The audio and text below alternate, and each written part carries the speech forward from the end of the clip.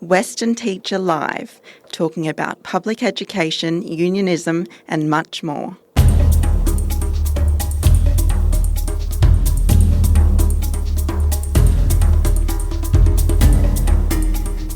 Hello and welcome to Western Teacher Live, the SSTUWA's podcast talking all things public education. And this is a very special edition looking at Facing the Facts, a review of public education in Western Australia. The State School Teachers Union commissioned the review and appointed Dr Carmen Lawrence AO as chair. Dr Lawrence is a former WA Premier and Treasurer, a WA Minister for Education and Aboriginal Affairs, a former Federal Minister for Health and Human Services, and a Professor Emeritus at UWA. Dr Lawrence was joined on the panel by Dr Scott Fitzgerald, Associate Professor in the School of Management and Marketing at Curtin University, and a renowned expert in education research. Colin Pettit, former Commissioner for Children and Young People of WA and former Secretary of Education in Tasmania, and Dr Robin White, a former secondary school teacher, head of department, deputy principal, project manager and principal, and former lecturer and education consultant. The panel was supported by Executive Officer Pam Pollard, a former primary school teacher, curriculum manager, former principal of an IPS primary schools, and principal fellow, Harvard Graduate School of Education. And I'm delighted to welcome Carmen Lawrence and Colin Pettit with me to discuss the review. Welcome to you both. Thank you very much. Pleasure to be here. Thank you. Carmen, can you just take us through initially just the process the review followed? Yes, we started off by obviously responding to the terms of reference, which basically asked us to have a look at the state of education of Western Australia and in particular the changes that had taken place that were having an impact on teachers' morale, teachers' workload, and of course ultimately the outcome for students. So we sat down and we mapped out a series of discussions that we needed to have with teachers, with parents, with the specialist organisations, and we organised, or at least Pam and others organised for us to meet with staff and parents all around the state. So we had a series of meetings both with union members and with other staff and other parents from all the way from Broome to Esperance, and in each of those meetings at least one panel member would be there, and we went through the terms of reference with them. In addition, we called for submissions, and we had over 100, indeed 130-odd submissions from around the state, many from teachers, but also from professional organisations and from parent groups. So I think we got a pretty good feel through that process of meeting and submissions with the issues that were important to people. But in addition, of course, we reviewed the literature. We looked very hard at research that had been done on many of the questions that were put to us, and we assembled those ultimately in the report that is now being released. And of course it was an extremely highly qualified panel, which is tremendous. Colin, were you surprised at the level of interest in the review? One of the aims of the union in starting the review was to prompt a discussion about the issues in public education, and it certainly seemed to do that. No, I wasn't surprised by the enthusiasm of people who actually came forward to help put their case forward. I was surprised probably by their enthusiasm, to the level of their enthusiasm in terms of how they wanted to make the system better. And it was really pleasing to see that many of them came with very, very constructive views. I think that's an important point, Carmen, that this was about providing workable solutions, not just compiling a list of grievances, if you like. That's right. I mean, it was very clear that the people who talked to us were committed to better outcomes for students, knowing that, highly motivated, professionally supported teachers are likely to produce that outcome.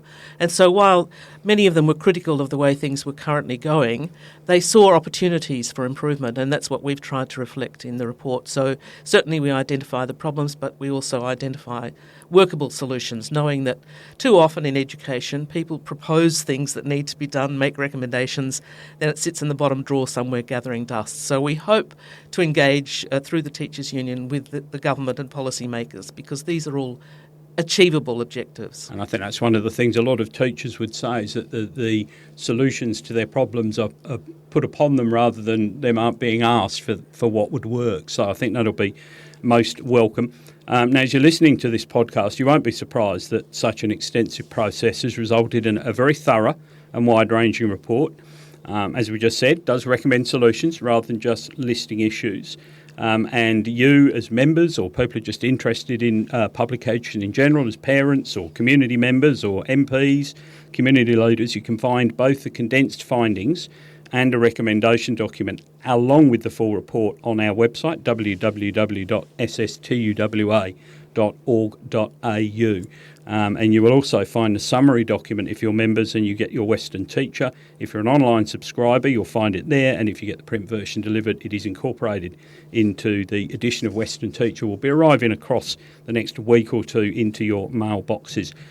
So, Carmen, having talked about process and talked about the wide geographic spread, and I think there are also online forums as well, so people got to have their say, what were some of the key issues that were raised? Well, one of the things that was very clear is there's been a steady stream of reforms, and I put that in inverted commas, to the education system, arising both from state and federal governments, which have simply increased the workload without necessarily improving either the experience of teachers and their capacity to perform at their best or the outcomes for students.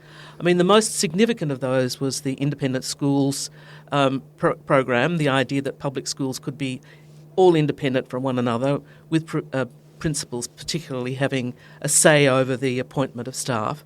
And there were a lot of downsides with that, and we found that there were no tangible benefits to students. You know, a lot of effort had gone into this process, over a decade or more of change.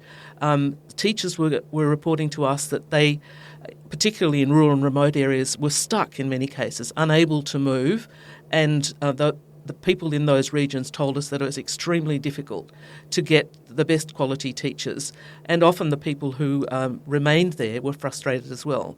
So there were a whole range of outcomes from this system, none of which were particularly beneficial to anybody concerned, and just increased the workload substantially. Local selection, said to be important, had resulted in stasis in the system and people being caught and unable to move.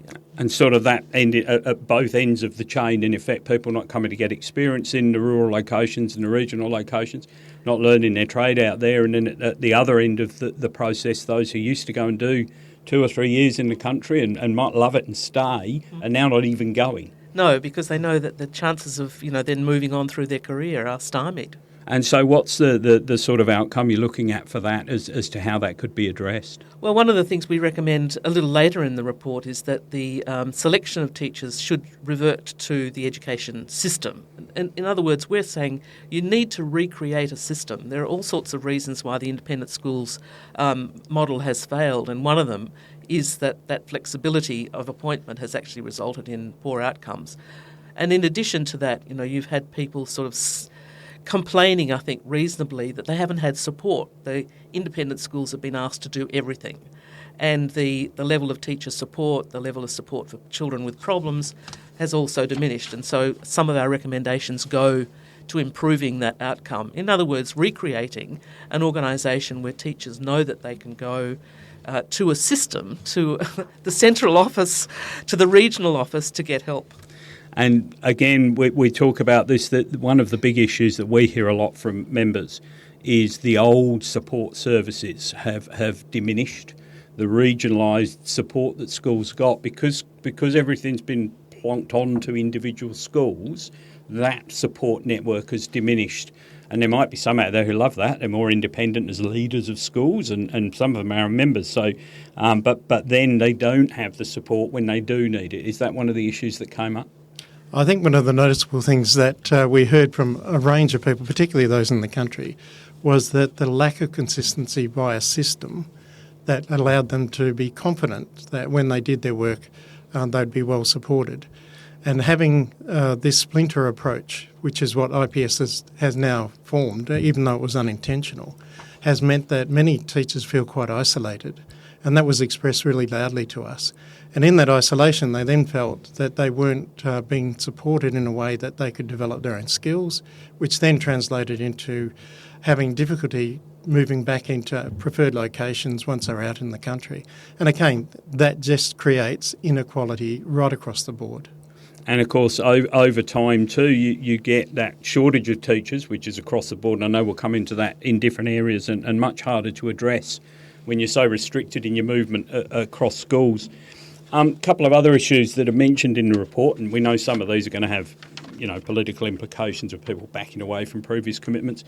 You talk about NAPLAN, you talk about reporting, and indeed vocational education in schools, all key issues. They are indeed. And I mean, NAPLAN's very interesting because it was introduced with great fanfare as being of benefit to everybody, for teachers, so that they knew how their students were progressing, from parents and so on. But the evidence is in now, and it's in nationally, it's not just in Western Australia, that the NAPLAN results are kind of flatlining at best, and some areas have gone backwards, some areas there's slight improvement. It's taken an enormous amount of effort to get the system up and running. The federal government now is involved in education to a degree that was previously unthinkable given our constitution, and there's a lot of money, in my view, going into the organisation, not just of NAPLAN, but other areas of the national government's interventions here, which is then not available to schools. So NAPLAN is in a sense a symptom of that, but it certainly hasn't helped, and it causes problems in schools both in terms of the way they teach. A lot of teachers reported that the pressure was on them to teach to the test, that other broader educational objectives suffered in that process, which is why our very first recommendation was that any reforms, in inverted commas, any changes should have as their first objective the improvement of the outcomes for students, not just narrowly defined numeracy, literacy ones, but broader educational objectives as well, which is something teachers were very clear about with us. And we think that we should move toward, in a sense, a sample testing. If we want to find how the nation's going, let's do what the international tests do. Take occasional measures, knowing the limitations of these one-off tests. They're not helpful for teachers monitoring students in their class. They're usually out of date, and they're one point in time, and they're not a good reflection of what it is that's happening in the classroom. And I suppose, Colin, too, one of the problems that's developed over time is this sort of league standings that people love, very simplistic, taken from NAPLAN, and almost become a circular cause of let's teach to the test because the only result that matters is where we sit on the league table when the NAPLAN results come out. I think when you talk to teachers, as we have, you see that the impact of NAPLAN is having on not only their health and well-being, but the fact that they can't get a run at trying to educate the children as the way they believe it should be and meet all curriculum issues. We need to stop and reflect, as Carmen has said, why are we investing so much in NAPLAN with no real outcome for it? So we've had no real improvement.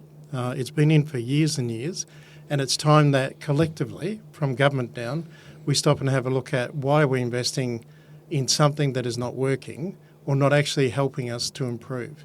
And is there a better way of actually doing that? And teachers overwhelmingly are saying we cannot keep doing what we're doing. We're under pressure to deliver just on literacy and numeracy. There are so many factors outside of the school that are now impacting on children that these particular tests are not actually representative of what's really happening in schools. And again, perhaps part of the link to that too is around curriculum support. We talk about if it's like a political imperative to have NAPLAN at the moment. Similarly, with the curriculum, a number of the changes, and I think somewhere in the book it's about 3 or 4 pages of lists of things that have changed over recent years. It's extraordinary, really, when you see it in that format.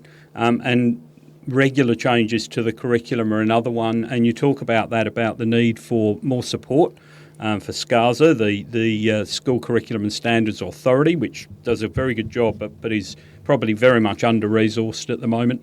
And also the ability to allow teachers to develop their own skills in teaching the curriculum as it changes through face-to-face training and professional development. That's right. I mean, that's the core of a teacher's professional competence, is being able to develop curriculum, tailor it to the needs of their students, and with a body like SCASA, who work very closely with teachers and don't release any material until it's been tested, road tested. And teachers were very positive about that process, as opposed to some national insistence on certain curriculum material that may not be suitable at all for their students. So the funny thing about the Independent Public Schools Initiative is it went in exactly the wrong direction when it came to autonomy. It should really have been about curriculum and pedagogy, the techniques of teaching, giving greater independence for teachers in particular and specialists to craft what was needed for their students. So we're very keen to say that SCASA should be better resourced.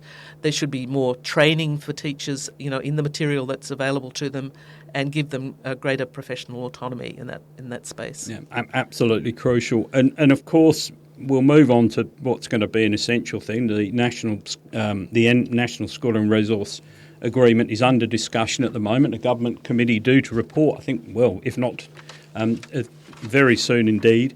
And that's going to have a massive impact, of course, with the current situation in Western Australia in particular, where 75% of the funding comes from the state government, 20% from the federal government, so you only get 95% of the schooling resource standard.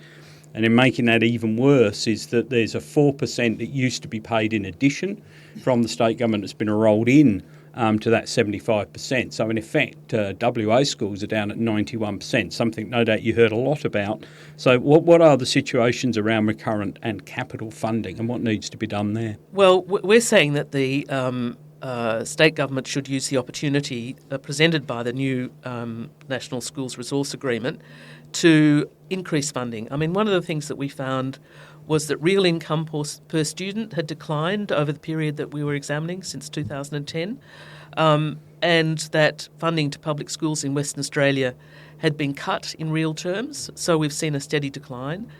And measured against the schooling resource standard, which is the kind of recommended minimum, not maximum, as you say, Western Australia was falling short. And this is in the context of private schools being overfunded. Government schools are underfunded, private schools are overfunded. Government schools cater for everybody, including the most disadvantaged students, and the resources simply aren't available to educate many of these students with special needs and behavioural problems. And that's something that we touched on in some detail in the report as well. So there's a real inequity in funding, but there's a particular need to increase the funding in Western Australia, and we've indicated some areas where those funds could go. We're not just saying increase for the sake of it. We're saying increase to improve student support, increase to reduce class sizes, increase to improve curriculum development. These are all areas that will make a difference to students' experience of school and their ability to benefit from their education. And Colin, the issue that ties into, as we said, is the number of pupils who need extra assistance. There are class size issues in Western Australia. We have the largest class sizes across most bands in the country, and the student-to-teacher ratios are not great. Jason Clare the Federal Education Minister, has talked frequently about tying any increase in funding to specific outcomes, such as, for example, small group tutoring. Again, those are areas that you've looked at, and what do you see as the potential solutions there? Well, certainly it was raised by a number of people about the number of children they have in their class, particularly those who have difficulties, whether they bring them in from home or whether they have them as personally. And teachers are saying that they need far more support.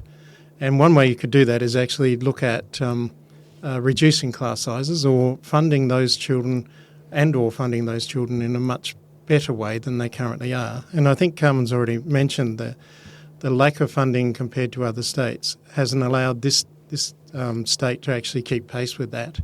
And so we need to look at how we support children with disadvantage in a very different way, in a real way. And what teachers are asking is we're happy to see where the funding is, but we actually want it to be very, very transparent in how it's delivered, both at a national level, a state level, but more importantly, in the classroom. How's that funding actually making a difference? And if that translates to smaller class sizes, if it translates to some better support for group work, then that's what should happen. And we've been very strong on that in the recommendations. And of course, one of the contradictions of that, I suppose, is that we're already suffering massive teacher shortages. So you'll get people saying, well, if you make the classes smaller, you'll exacerbate those teacher shortages. But if you don't make the classes smaller and reduce the workload, the teachers are going to leave anyway. They're burning out. I mean, we're finding in schools that have a lot of students with various disadvantages, educational, social, emotional, behavioural, that they're struggling to cope in this situation. And I think it's pretty clear that a lot of those are the younger teachers, the ones who are just entering the profession, go to regional remote schools, for example, and they're expected to do the impossible. So what we're arguing is that they're the ones that need the additional resources resources. The funding formula within Western Australia needs to be changed to reflect those greater demands of certain types of schools and certain areas and certain student groups. It's pretty clear, I think, although we don't have all the data, it's pretty clear that the money is not going where it's most needed. So class size matters a great deal in the early years, particularly for disadvantaged students and for students who are falling behind. It doesn't matter quite so much for some of the better resourced schools and better supported students. But in every case, it's better for the teachers because their morale is improved and their capacity to deliver and do that extra work that's needed in curriculum is also improved. So these things are all related, and we found that some teachers are having more than half the students in their class on individual education plans, which require them to deliver specific, tailored responses to students with difficulties of various kinds. Simply impossible. It just can't be done. And of course, not all children are equal. With the greatest respect, it's not their fault, but a child might need, with ADD, for example, may need much more time from a teacher, yet they're counted as one child, in effect, in the class. And in effect, the number is, the need is not like that. It's like having 2 or 3 extra children. And that's what we've recommended, that when you have students who are on those plans, that they should count as 2 or 3 in working out class sizes. And of course, worth reflecting, we don't get too complicated with our percentages around funding because we all go goggle-eyed, but originally WA was allocated 105% of the school and resource standard, the extra 5% reflecting those needs, in particularly in regional and rural areas, that were different as they are in the Northern Territory. So it's got even worse in that sense, right. Even though we only talk about 100% now. For teachers, for pupils, the other issue we will perhaps not mention in too much detail, but developmental readiness for school. We want to send the kids younger and younger, which again brings more and more issues with it. This must have a tremendous impact on the mental health and well-being, not only of the teachers, but of course of the students. That's right. I mean, it's fairly difficult to say how much has changed over time. Trends are difficult to monitor.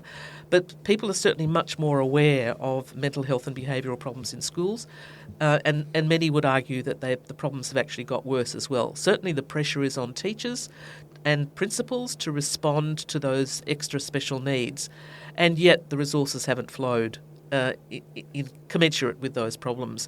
And the developmental readiness of school, I think that's a real phenomenon that has been pretty well documented.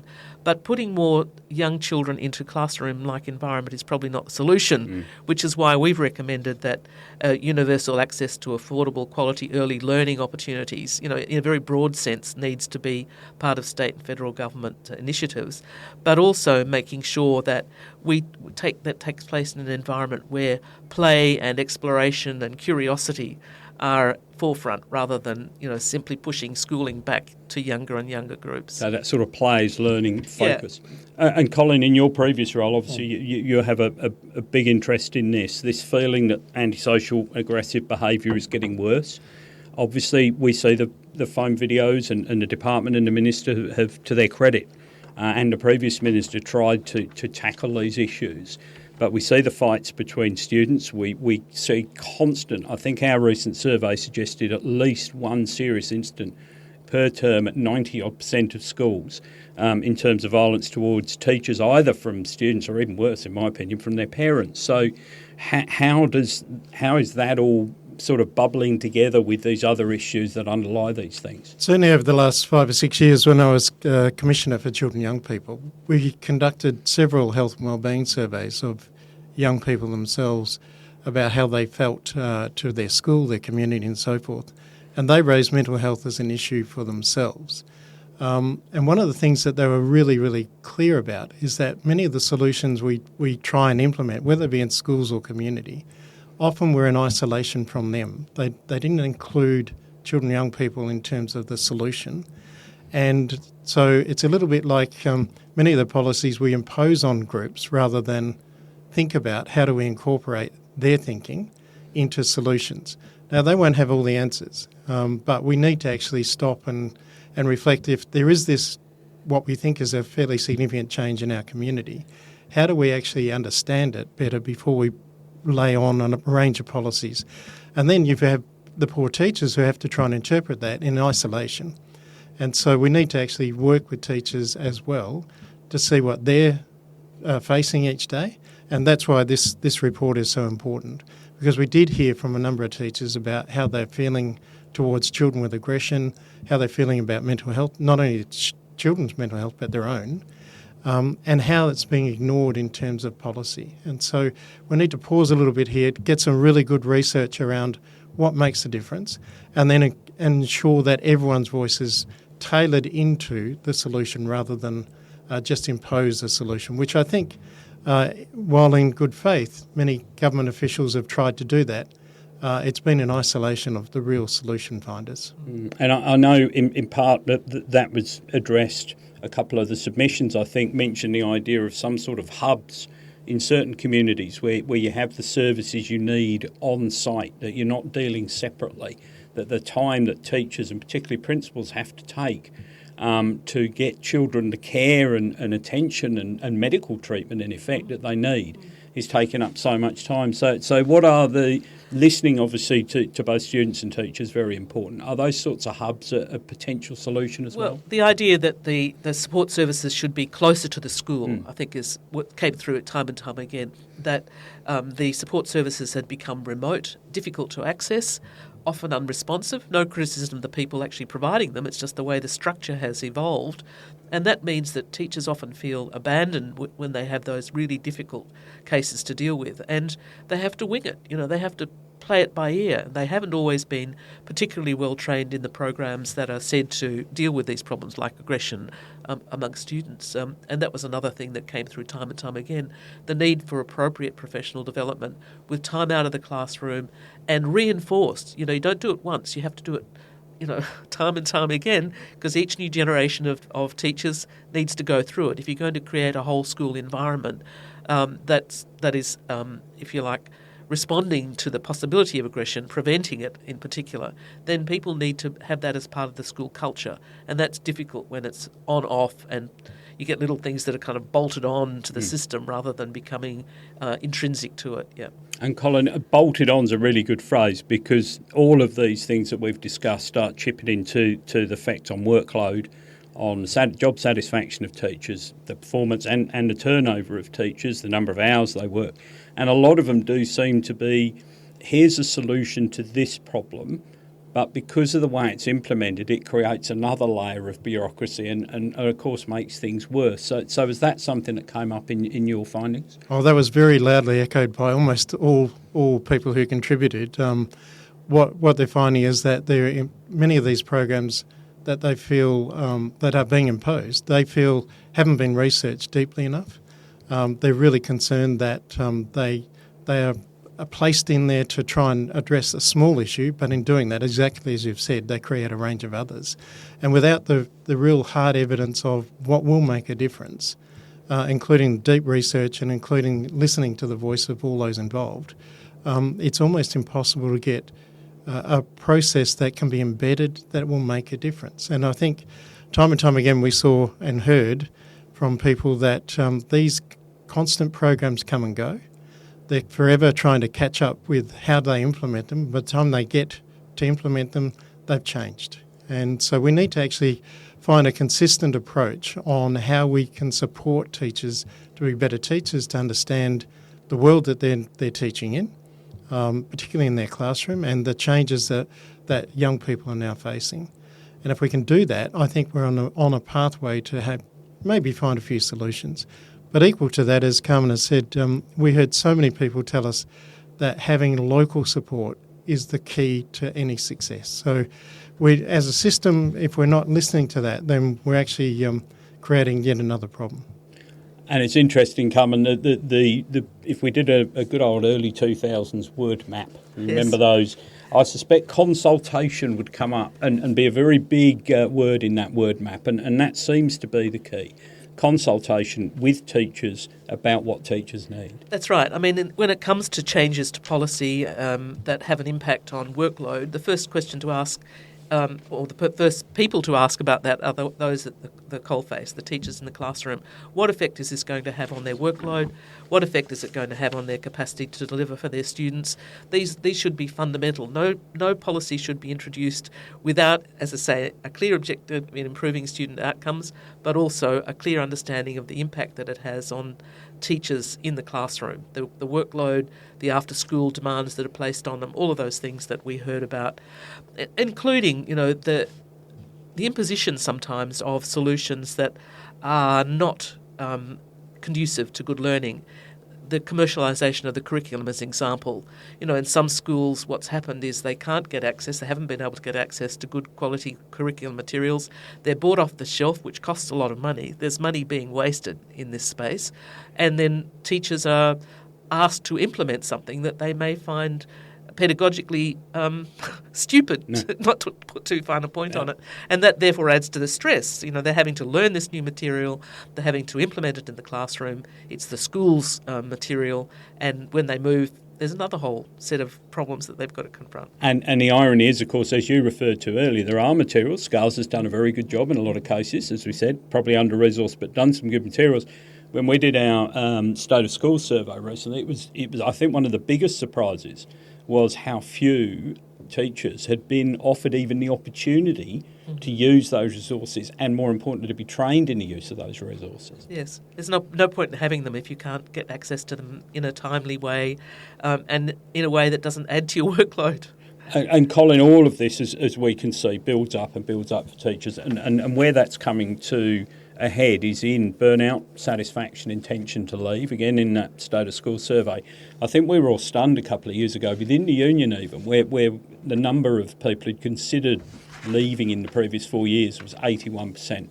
That's even higher now. It's up at about 86%, where people are seriously considering leaving.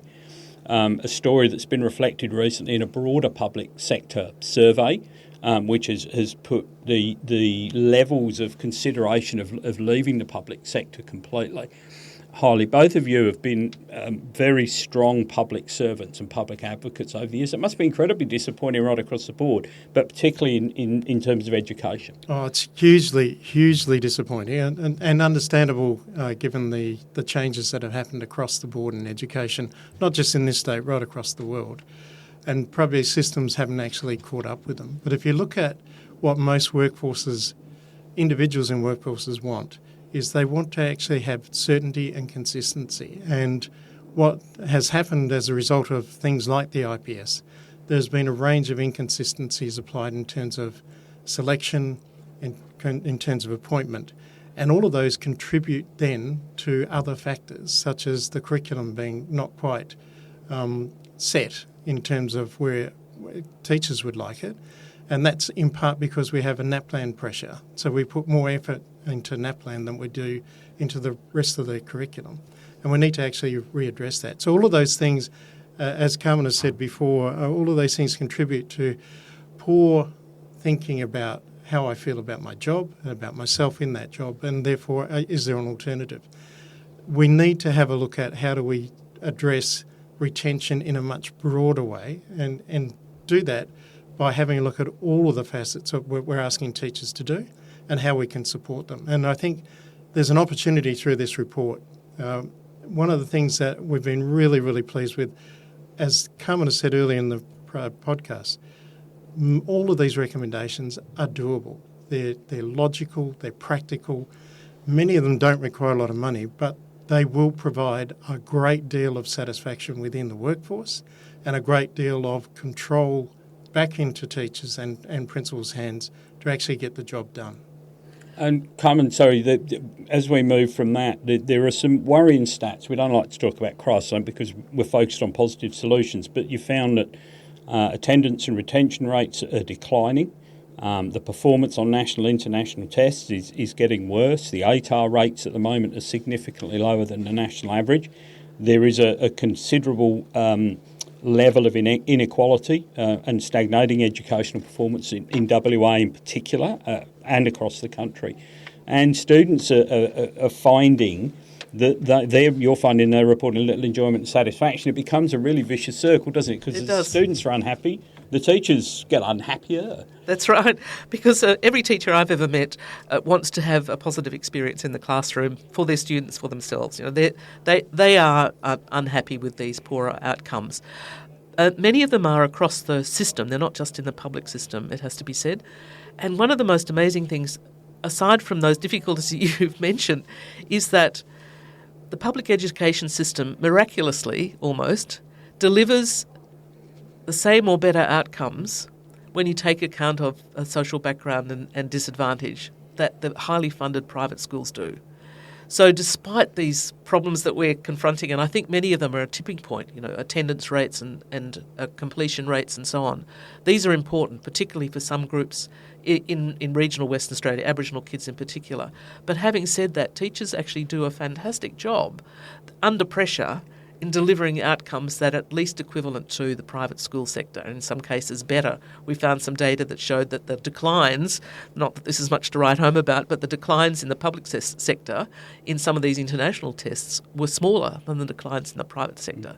So the redistribution of funds is very important, I think, to try and remedy some of these problems and to assist teachers in delivering even better results for the poorer, most disadvantaged students in our communities. Yeah. It's an old-fashioned term, I know, but teaching has long been seen as a calling, and I think your findings reflect that, don't they? Teachers are not complaining about teaching; they love teaching. Yeah. It's the add-ons to the teaching that is frustrating them. Is that fair to say, Colin? Oh, absolutely. And you mentioned earlier about the 4 pages of policy changes that is found in the report.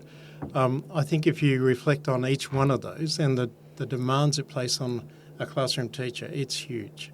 And we need to stop and have a look at how we can support teachers in a much better way than just overlaying policy after policy. Carmen, you just mentioned Aboriginal education. We've also referred to the fact that at one point WA was supposed to be getting extra funding to recognise that there were extra needs in certain areas of the state, particularly in the light of the recent referendum disappointment. It's probably more important now than ever to deliver something really positive to help First Nations people, particularly their youth. Take us through some of the discussions and recommendations that you've made in that area. Well, we were very clear that there were additional problems, you know, that as well as poverty and educational disadvantage that attached particularly to Aboriginal students in the more remote parts of the state. And without wanting it to in a sense, use a deficit model, because that can be very insulting to Aboriginal people as well. We nonetheless were very clear-eyed about the fact that the way the education system works at the moment isn't helping. And in some ways it may be making things worse. The high turnover, young teachers, burnout, all of these things, teachers not supported with cultural awareness. We think it's time for there to be a highly focused unit within the education department focused on educational needs of Aboriginal students in Western Australia, and an elite workforce who are properly rewarded and supported and have proper cultural training in advance of taking up these positions, rather than relying on whoever you can entice for a short period of time and the high turnover. These people, and Colin met with quite a few of them in the Kimberley, are very hard working, but the odds against them succeeding are really stacked. I don't know, Colin, you want to add? Oh, absolutely. And we continue to go and find a solution rather than go and ask people on the ground, how can we actually make this a better place and a better way of educating our young Aboriginal people, particularly in remote communities. And unfortunately, the overwhelming response we had was we get yet another program given to us that we have to implement that has very little relevance to the local community. And so we need to actually rethink that whole approach to Aboriginal education. And as Carmen said, we're really keen to have an expert unit do the complete process for Aboriginal education. So not just the curriculum, not just cultural awareness, but appointment, support. All of the things that need to make a successful community needs to be on the ground, and we need to have those experts well paid and then you see in some of the recommendations, have access back to locations or preferred locations if that's what they want. So do you get the best in place for the time that they can spend there, and that they don't burn out in that environment either, and everybody hopefully benefits? That's right. And obviously consulting all the while with both experts in Indigenous education. Many Aboriginal people would want to contribute, and also the local community. So it's informed by the differences between many of these communities, that it's not a one-size-fits-all. That's why you need, sophisticated people involved in this process, that they know they don't have to learn on the job. Absolutely. And then I think in summary then, when we look at this review, and I think this has been quite an encouraging discussion, and I hope our members and the parents and those who are listening to this podcast feel that too, whilst there are underlying problems and there are some very serious issues that need addressing, it seems that both of you have found that the people engaged in the system, the teachers, are doing a pretty good job. They just need that extra support. They need less non-teaching workload, and that both students and teachers need that professional support at all levels. And at this, whilst the system is at a point where it needs to improve dramatically, there is hope and a way to do this. What is the way to move forward, as you've recommended it in the report? Well, we suggest that it needs to be an implementation committee, if the government were willing, obviously, involving both the President of the Teachers Union and the Director General of Education, so that these recommendations aren't left to gather dust, that they actually can be implemented, modified, depending on the times and the people involved, but clearly facing the facts, which is what we've called the report. We can continue to pretend that all is well in education, or we can face the facts. And I think that needs a good, solidly resourced committee to implement it, taking account of all the observations we've made about workload. You don't want to add to teachers' workload and increase burnout. Teaching is a wonderful vocation, I think, and that's a good way to think about it. And I've got many teachers in my family, nieces, nephews, sisters, all of whom have been delighted to work with young people. But we can't ask people to do that shouldering a burden that should be spread more evenly. So some of what's needed in education is actually for other areas of government service to be provided. Health, for it is example. indeed health and the other support services that we need around the place. Well, Carmen, or Dr. Lawrence, Colin, thank you so much for your role. Thank you to your fellow panellists who, it's been over a year, I think, since this process first began. You've travelled all over the state. You've listened to many, many people and have delivered a report that offers not just problems but hope. So thank you very much for that, and thank you for joining us on Western Teacher Live. Pleasure. Thank you. Western Teacher Live, cutting through noise on public education and union issues.